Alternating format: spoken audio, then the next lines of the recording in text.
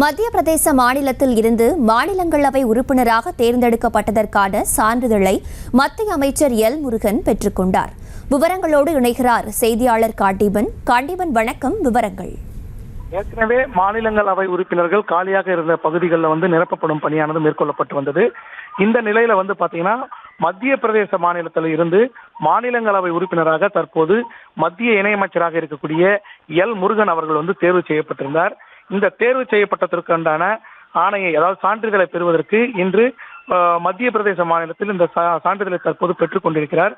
மேலும் இந்த நிகழ்ச்சியின் போது பாத்தீங்கன்னா மத்திய பிரதேச மாநிலத்தில் இருக்கக்கூடிய பாஜகவுடைய மாநில தலைவர் வி.டி. சர்மா, அதே போல அந்த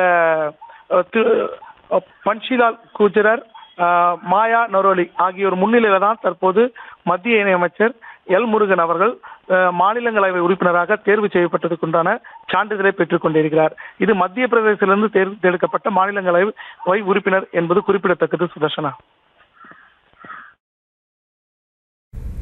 விவரங்களுக்கு நன்றி காண்டீபன்.